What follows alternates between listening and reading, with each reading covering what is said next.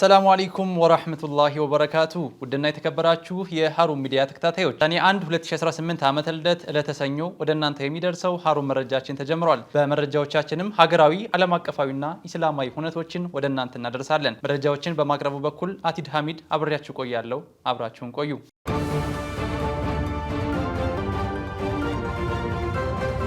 የአዲስ አበባ ዩኒቨርሲቲ የልደታ ካምፓስ ሙስሊም ተማሪዎች ለተመራቂዎች የሽኝት መርሃ ግብር አካሄደ። የአዲስ አበባ ዩኒቨርሲቲ የልደታ ካምፓስ ሙስሊም ተማሪዎች በ2018 የትምህርት ዘመን ለሚመረቁ ተማሪዎች የሽኝትና የእውቅና መርሃ ግብር በድምቀት አካሂዷል። በመርሃ ግብሩ ላይም በኮንስትራክሽን፣ በአርክቴክቸር እና አርባን ዲቨሎፕመንት ዘርፎች በሙያቸው እያገለገሉ የሚገኙ መምህራን በተማሪዎች የስራ ዓለም ተሞክሮች ላይ ገለጻ አድርገዋል። በዚሁ መድረክ በተማሪዎች የተዘጋጀውና ዘርፈ ብዙ ኢስላማዊና ማህበራዊ አገልግሎቶችን የሚሰጠው ኑር የተሰኘ መተግበሪያ ይፋ ተደርጓል። ይህ መተግበሪያም የተማሪዎችን እንቅስቃሴ ለማቅለልና ለማቀላጠፍ ያለመ መሆኑም በፕሮግራሙ ተገልጿል። በተጨማሪም የጀማው የሙስሊም ተማሪዎች ማህበር አባል የነበሩ የቀድሞ ተማሪዎች በስራ ዓለም ላይ ያካበቱትን ልምድና ተሞክሮ ለተመራቂዎችና ለአዳዲስ ተማሪዎች አካፍለዋል። በፕሮግራሙ አላህን በመፍራት ላይ ያተኮረ የዳዕዋ ጥሪ፣ ግጥሞችና አዝናኝ የጥያቄና መልስ ውድድሮችን ያካተተ ነበር። በመጨረሻም በካምፓሱ የጀማ እንቅስቃሴ ላይ ጉልህ አስተዋጽኦ ላበረከቱ አባላት የእውቅናና የምስጋና ሰርተፍኬት ተበርክቶላቸዋል። በዕለቱ የተጋበዙ እንግዶችም ተማሪዎቹ በሙያቸው ወደ ስራ ዓለም ሲቀላቀሉ የኡማውን ተጠቃሚነት በማረጋገጥና በፍትሐዊነት በማገልገል ረገድ የድርሻቸውን እንዲወጡ አደራ ብለዋል። በትራፊክ አደጋ የ11 ሰዎች ህይወት አለፈ። በአልቾ ዊሮ ወረዳ ወደ አዲስ አበባ 18 ሰዎች አሳፍሮ ሲጓዝ የነበረ መለስተኛ የህዝብ ማመላለሻ በምስራቅ ጉራጌ በመስቃን ወረዳ በግዴና አቦራት ቀበሌ መንገድ ስቶ ገደል ውስጥ በመግባት በሰው ህይወትና በንብረት ላይ ከፍተኛ ጉዳት አድርሷል። እንደ አሊቾ ውሪሮ ወረዳ ኮሚኒኬሽን ጽህፈት ቤት መግለጫ ግንቦት 30 ቀን 2018 ዓመተ ልደት ከሰዓት በኋላ በደረሰው አደጋ እናቶች፣ ህፃናት፣ ወጣቶችና አባቶችን ጨምሮ 11 ሰዎች በአደጋው ህይወታቸው ማለፉ ተገልጿል። ሹፌሩን ጨምሮ 3 ሰዎች ላይ ከፍተኛ አካል ጉዳት ደርሶባቸው የህክምና ክትትል እየተደረገላቸውም ይገኛል። ከተሽከርካሪው አደጋው 2 ህፃናትን ጨምሮ 4 ሰዎች በሙሉ ጤንነት ሊተርፉ ችለዋል። የአሊቾ ውሪሮ ወረዳ አስተዳደር በአደጋው ህይወታቸው ያለፉ ሰዎችን ከቡታጅራ ሆስፒታል ወደ ወራቤ ኮምፕሬሄንሲቭ ስፔሻላይዝድ ሆስፒታል አስክሬን በማምጣት ለቤተሰቦቹ የማስረከብ ስራ እየሰራ ሲሆን ጉዳት የደረሰባቸው ሰዎችን በቡታጅራ ሆስፒታልና በወራቤ ሆስፒታል ህክምና እንዲያገኙ እያደረገ ይገኛል። የወረዳው አስተዳደር በአደጋው ህይወታቸውን ባጡ ወገኖች የተሰማቸውን ጥልቅ ሐዘን የገለጹ ሲሆን ለቤተሰቦቻቸውና ለወዳጅ ዘመዶቻቸው ልባዊ መጽናናትን ይመኛል ሲል የአሊቾ ወረዳ አስተዳደር ኮሚኒኬሽን ጽህፈት ቤት አስታውቋል።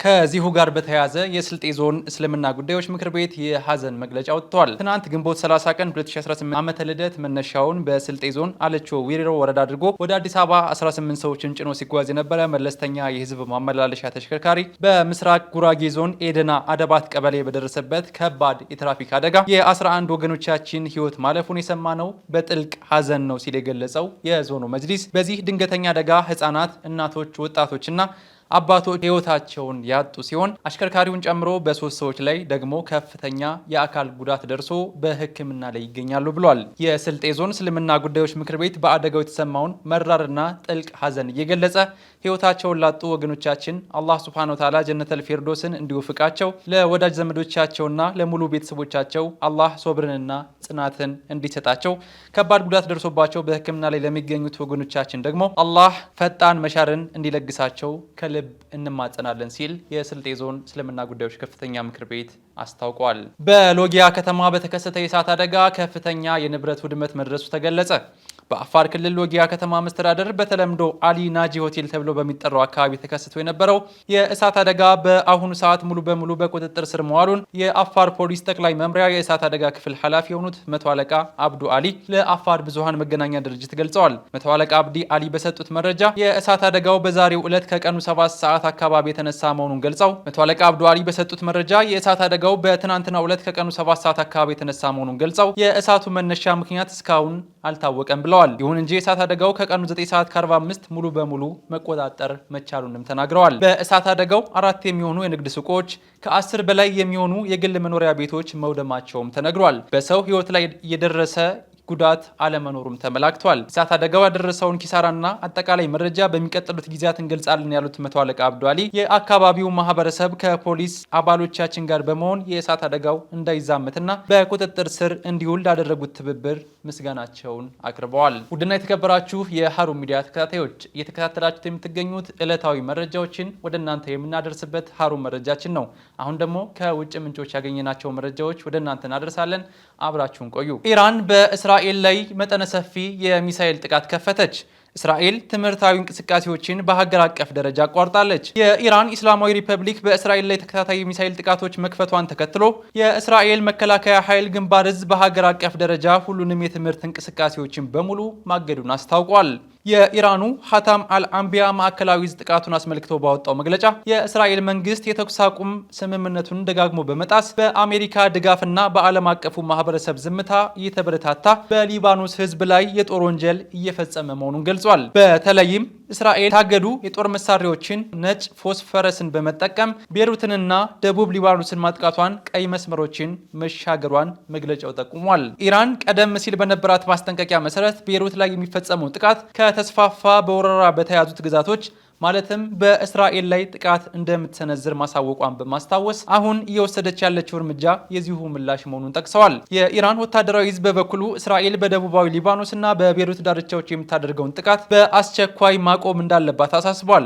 አክሎም እስራኤል ጥቃቱን ከቀጠለች ወይም ለኢራን እርምጃ ምላሽ ለመስጠት ከሞከረች ከዚህ በበለጠ አውዳሚና የሚያሳዝን ጥቃቶችን እንደሚገጥሟትና የጥፋት መጀመሪያ እንደሚሆንባትም አስጠንቅቀዋል። ትራምፕ ኢራን ተጨማሪ ሚሳኤል እንዳትተኩስና ለውይይት በሯን እንድትከፍት ጠየቁ። እስራኤል በሊባኖስ ላይ የምትፈጽመውን ጥቃት መቀጠሏን ተከትሎ ኢራንና የመን የአጸፋ ጥቃቶችን ሰንዝረዋል። የእስራኤል መከላከያ ሰራዊት አይዲኤፍ በሊባኖስ መዲና ቤሩት ዳይህ ወረዳና በደቡባዊ ሊባኖስ ላይ እያካሄደ ያለውን ተከታታይ የአየር ድብደባ መቀጠሉን ተከትሎ የኢራን ኢስላማዊ አብዮታዊ ዘብ ከፍተኛ የአጸፋ እርምጃ መውሰዱን አስታውቋል።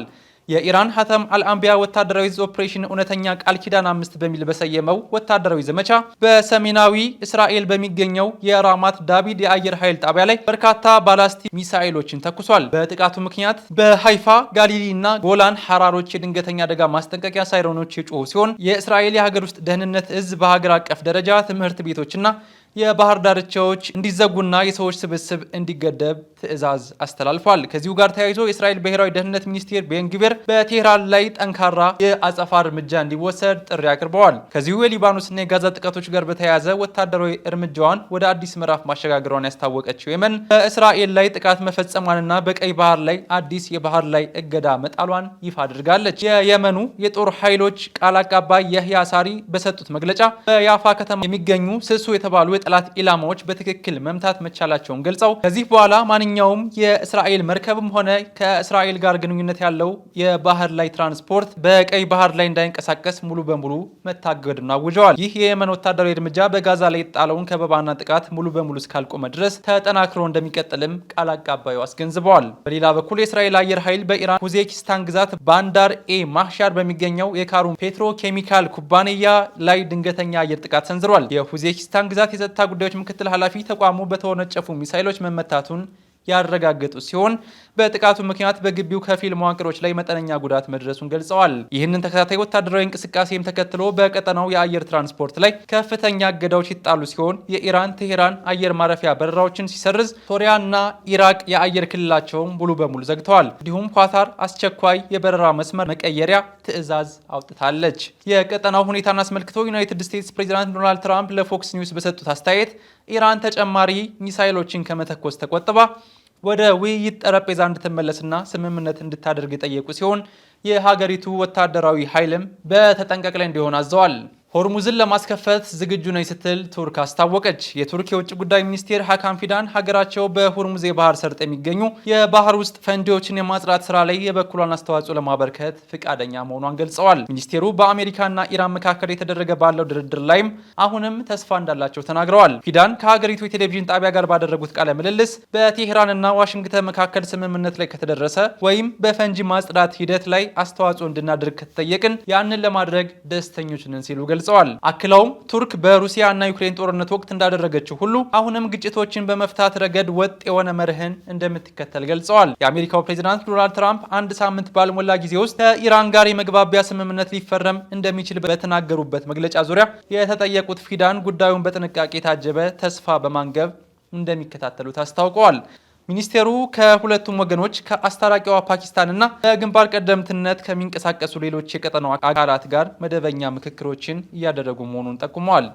ውድና የተከበራችሁ የሃሩን ሚዲያ ተከታታዮች ለተሰኞ ግንቦት 1 2018 ዓመተ ልደት ወደ እናንተ የደረሰው ሃሩን መረጃችን የተከታተላችሁትን ይመስል ነበር። ከመረጃዎቹ ጋር አቲድ ሐሚድ አብሬያችሁ ቆየው። በሌላ የመረጃ ሰዓት እስከምንገናኝ ወሰላሙ አለይኩም ወራህመቱላሂ ወበረካቱ።